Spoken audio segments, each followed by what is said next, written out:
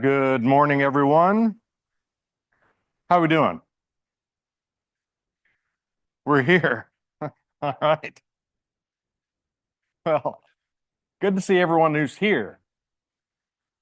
That's good. No real big announcements to make other than make sure you remember that next week is spring break. So we're not meeting, so don't show up here next Thursday. We'll come back the week after that, and we've got 3 more lessons to talk about, Mark 15 and 16, and wrap things up April the 9th, I believe it is. So if you have any questions, ask your group leader, but we'll finish up strong after spring break next week. You know everything, Kit. Don't kid a kidder. You know everything. You know that.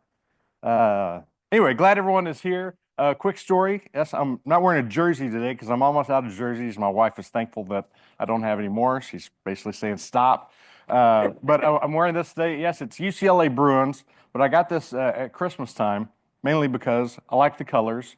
I like the B, and I thought it looked good. Well, I got one and I wore it. My dad's birthday is January 12th. I wore it to Dallas. We went up there, met him, my sister's husband, my brother-in-law. We all went to Choctaw, had some fun up there gambling for a day.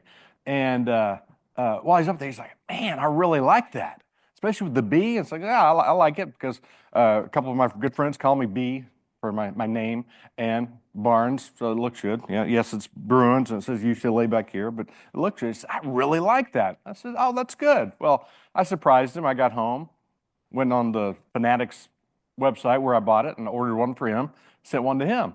He got it. He starts wearing it around the independent living place where he lives. And he said, yeah, I had my hands down here so you couldn't see where it says Bruins. And all these people are coming up saying, how'd you get one that's personalized with a B on it? Wow, that's amazing. And he's like, yeah, my son got it for me. He's just kind of very proud about it. Anyway, all right, that's all we have. So let's stand and let's sing. All right, we're going a cappella and Gaines in here. So somebody please start us off. Oh Lord, thank you so much for all that you do for each and every one of us. Thank you for this springtime weather. Thank you for the rain. And thank you for the love that you give us each and every day. And thank you for helping us tell the truth as we talk about that today as we continue to study Mark. We bless everything in your name. Amen. All right, Mark 14 has been a long and very deep chapter, which is why it's been split up into 3 different parts. Today is the third and the final part of Mark 14, 52, 53 through 72. And it involves so much, but this is getting deep. This is getting big. This is getting important for what's going on with Jesus, because now, in the middle of the night, they were ready to try Jesus. In the middle of the night, which kind of is a sign of why there's something going on here. There was definitely some false testimony because there was conspiracy going on. One person said, we heard him say, I will destroy the temple, and in 3 days I will build another, which wasn't true. But they're all trying to keep the Jewish leaders happy. And they know they hate Jesus, so, well, don't want them to hate me. So what do? I'm going to give some false testimony. I remember it was the Passover, so the religious leaders would have been in the area. Mark implicates not just Judas, but all the leaders of the Jewish faith in this moment. So they're all basically lying against Jesus because they don't like what he's been doing. Because false testimony means you don't tell the truth.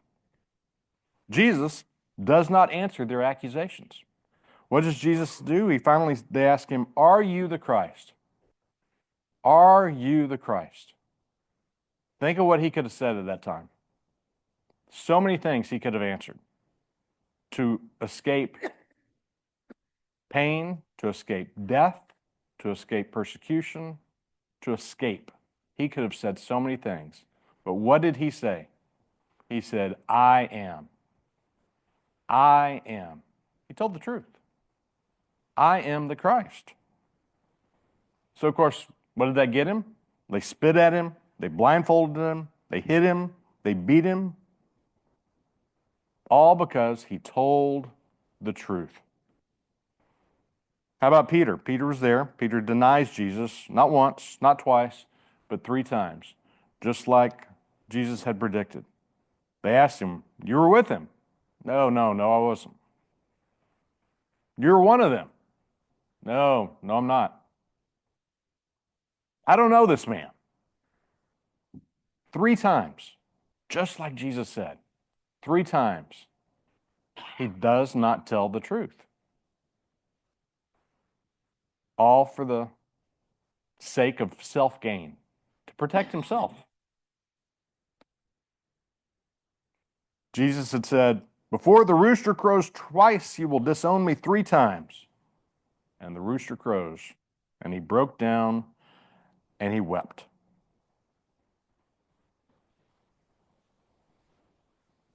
It's an emotional time. It's changing the world because of people telling the truth and not telling the truth. So here are our questions that we're going to look at first. Why do you think Jesus answers the question of the high priest when he says, "I am"? Why is this important? Why did Peter deny Jesus, and how does his denials escalate with each instance, each of the 3 answers? What does this show about fear and human weakness? And how does the crowing rooster serve as a powerful, uncomfortable reminder of Peter's failure? Talk about those questions, and we'll return in about 20 minutes. All right, how's the discussion? Good discussion about what Jesus is going through, good discussion about what Peter went through, good discussion about what we're going through. Because, like it or not, we all face this at some point or another. Maybe several times a day, a week, a month, a year, a lifetime, but we face this about when do you tell the truth? And think about, when do you tell the truth to gain something, to save yourself, or when do you lie? Now, first of all, before I get into that, let me say that there are times when there are proverbial white lies. When your wife says, "Do I look good today? Does this outfit make me look too big?" There are some white lies out there. We all know that. There's also something that I learned called therapeutic fibbing. And this is serious. I learned this because it's something that when you have someone with Alzheimer's, dementia, sometimes therapeutic fibbing is needed. And I learned that with my mom. My mom's Alzheimer's, as it got worse and worse and worse, different things would come up, and for about 3 to 4 years, when I'd visit her in memory care, while she was still able to remember some things and talk a little bit, she would start talking and say, "Yeah, Mother and Daddy said this and this, and I was talking to them the other day, and this and this. Have you seen Daddy lately?" And I could easily say, "Mom, your dad died in 1963. Or I could say, "No, I haven't seen him in a while." "How's Mother doing?" I can't tell you how many times she asked me how my grandmother, May, was doing. "How's Mother doing?" "Well, she's been gone since the mid-90s. Did I tell her that? No. It's therapeutic fibbing. So remember that if you're ever dealing with somebody with dementia or Alzheimer's or any type of malady that affects them like that. There's nothing wrong with therapeutic fibbing.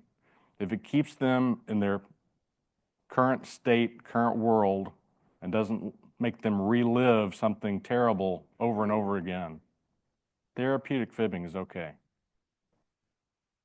But that doesn't mean that that's good for, "Oh, it's therapeutic fibbing if I'm in a business deal."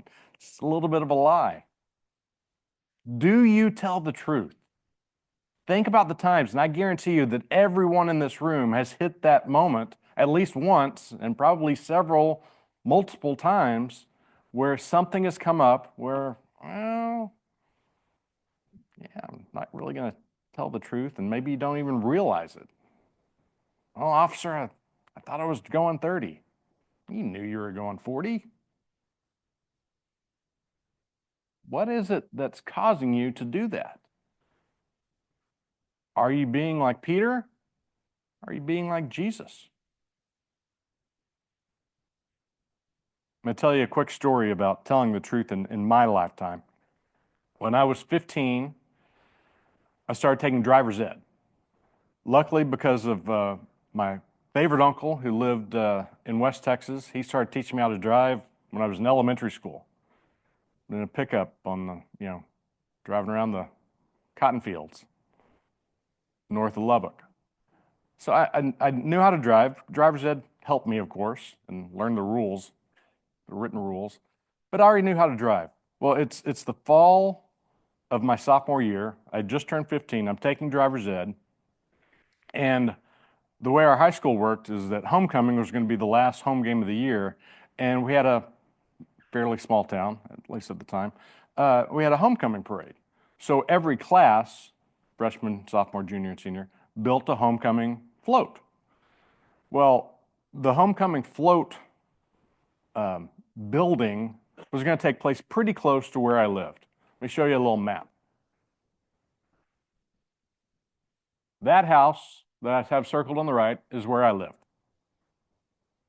That's my house that I grew up in from first grade through senior year. Lived there the entire time. Well, the homecoming float building was going to be at that house over there, which is not too far away. And I knew that there were going to be some friends there. I knew there were going to be some cute girls there. So I asked my mom and dad, could I go? And they said yes. And in fact, we'll let you drive. Like, wow. Again, I'm only 15. I don't have my license yet, just a learner's permit or whatever. But because it's so close, I could go just zip, zip, zip right there. Nice and easy. So I did that. And I felt like I was amazing because I'm able to drive. And there were very few sophomores, especially fall of sophomore year, that were driving. So I'm like big shot. I just know it's going to attract a cute girl. It didn't. But anyway, I'm coming back one time. And again, coming back the same route after, because the meetings were on Saturday morning and Wednesday night. I come back on a Saturday around lunchtime, had a good time at the float building thing. Now I come down the driveway. You can see the line over there by my house is coming down the driveway because we had a driveway between the houses. So I'm going to show you the next picture. That's my mom and my sister. This is just a picture to show you the driveway. It's when my mom got her convertible in 1987. But if you see that there's a gate, you can see the gate on the right that opens up. Well, I'm coming from this left side down the driveway. Now I'm going to have to pull my pickup around and park on that left side. So I'm going to have to do a sharp turn, which is hard to do in a pickup. So I make the turn, then I back up, and then I'm going to pull in.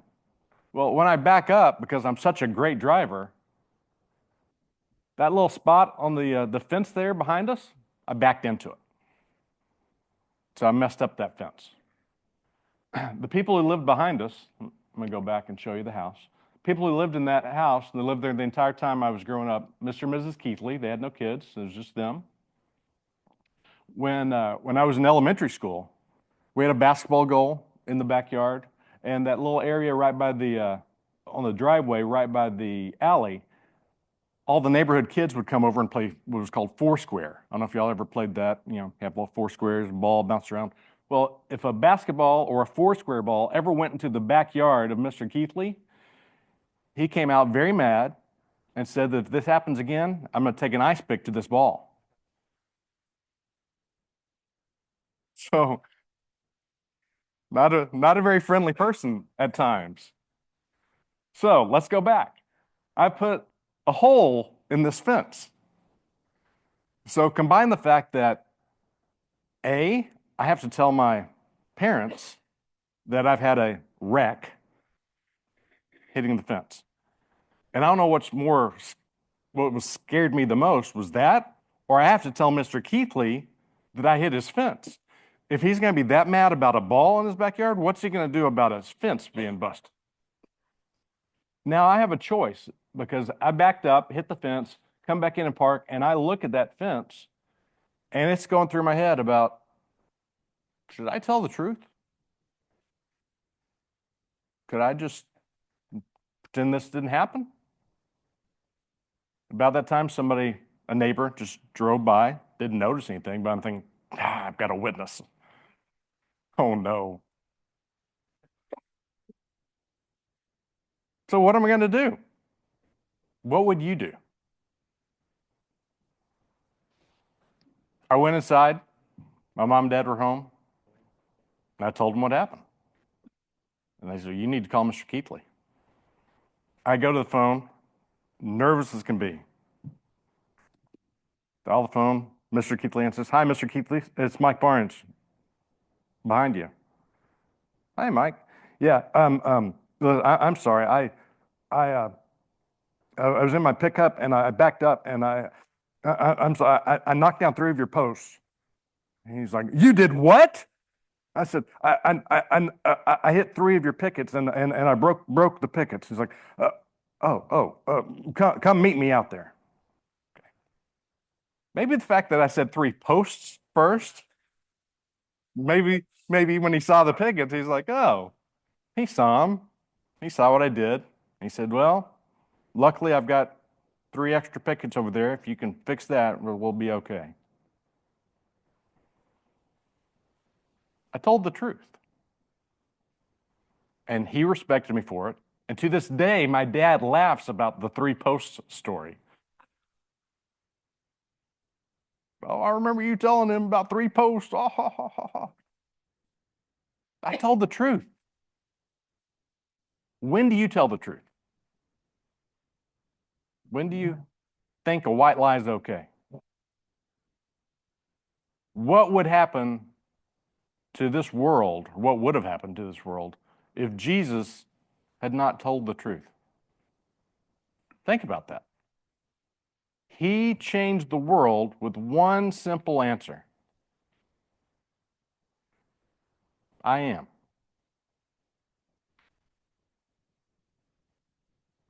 Could you do the same? With what's coming up? What Jesus was going to face because of telling the truth? Are you strong enough to do that? Morally right to do that? It's tough. It's a tough answer. Let's see some answers to these questions. When have you felt wrongly accused or betrayed? What did you learn from that experience? How does Jesus' trial and Peter's denial challenge you to examine your own allegiance and commitment to Him? And what I just talked about, Jesus speaks the truth, loses his life. Peter tells a lie to save his. When have you felt pressured to hide the truth about your values or identity to avoid, quote, social death or conflict? Thank you.